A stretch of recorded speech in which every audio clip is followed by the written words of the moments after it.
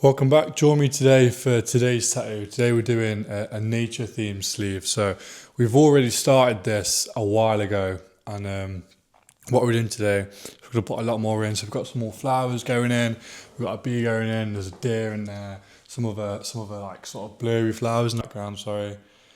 And then what we're going to do is we're going to put some opaques for the whole lot just to make that grey wash pop a bit more, give it more of like a, I don't know. There's words I want to use to describe it, but I can't think of the words. So, just a quick one. If you don't know who I am, I'm Sean. I'm a tattoo artist based in Derby. I'm 22 years old and I specialise in black and grey realism. If you are after anything like this, or you're near the area and you're looking for a new tattoo artist, I'm your guy. Go check out my Instagram. It's S24N Tattoo. You can see all my work on there. And yeah, let's get your next tattoo booked. Anyway, back to setting up, back to the video. I'm going to go clean down in a minute.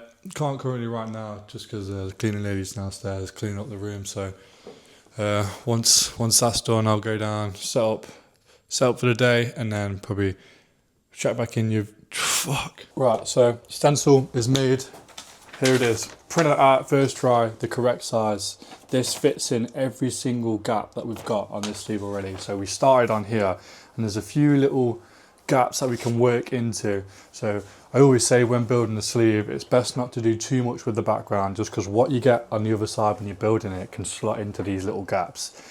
I think I see so many tattoos where the mistake has been made where you have a sick piece, but then the background of just dark shading will just come out so far, and then when you get something else on the other side, you then just got a massive blob of black background, which is fine, but then you're limited of what you can put here. You kind of have to do something quite narrow, just to fit in this little space.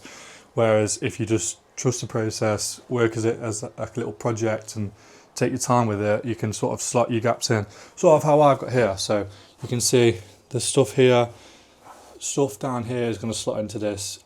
I did kind of rush in with every design I've got, so I am kind of working with what I've got, but it is, yeah, it's like that. So this fits in perfect, and now this whole sleeve will look a lot more, I don't know if cohesive is the word, but it's seamless. Looks like one big design.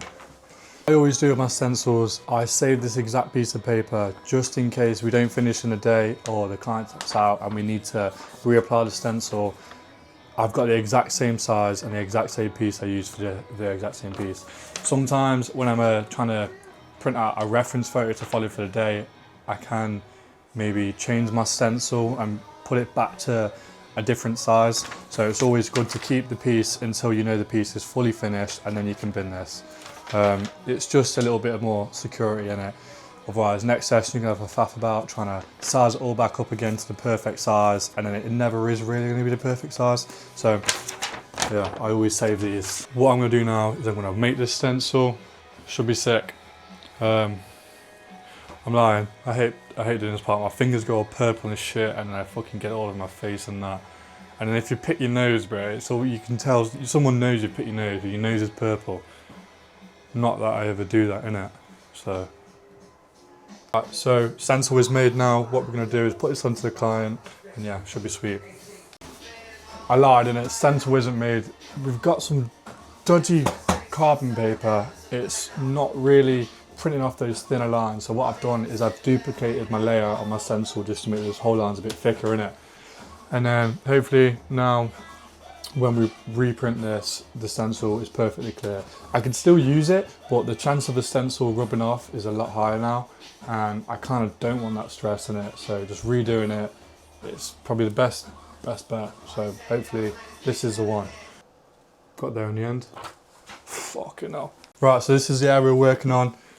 This fits in perfectly, so everything should fit how I designed it to. Obviously, what we've done is we've drawn around this with some cling film, so I've got the exact space. And now what I'm going to do is I'm just going to fit this, get it as best as we can, and then we can start making a start on it.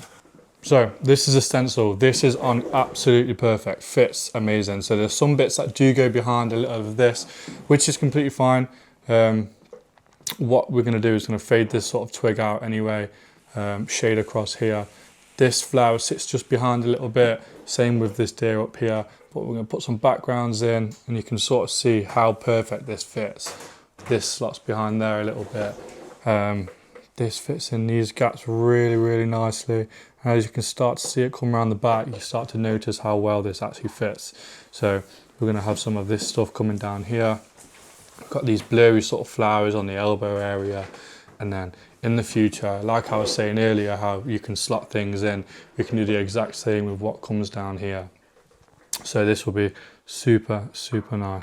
So it's not lunchtime just yet, but this is where we're at. This looks absolutely insane. So I want to show you a quick vid of how it's coming along, and then yeah, we're gonna get this little background bit done in here. Hello. And then yeah, it should be sweet. Right, so lunchtime update now. This is where we are. Looks absolutely sick. So what we've done is got a bit of blurry backgrounds in, some little lighter tones just to separate these big areas of open space up. And then we've got all down here done as well. Right, so we're a little bit of the way in now. We've got some of the body done on the deer. So I'll give you a little sneak peek of what it's looking like now. Looks absolutely sick. So we've used grey wash on the main foreground subjects, like some of the flowers, the bee, the wasp, should I say, and the what's it called? Deer. And sorry, some scumbags behind the camera laughing at it. I'll show you the tattoo now. I've sort of faded some opaques into grey wash coming from the deer in it, so it's sort of like that foggy lower ground area is sort of coming up, and I'll sort of show you how I faded some of the logs in, some of the twigs and stuff, coming together super nicely. This is what your sleeve should look like, so make sure you come to me for yours. Yeah, so this is where we're at. This is super nice, super good, super sick. Yeah, so you can sort of see here how we've faded this little branch into the background there, going from grey wash into opaques, and then you can sort of see this body coming together on this deer.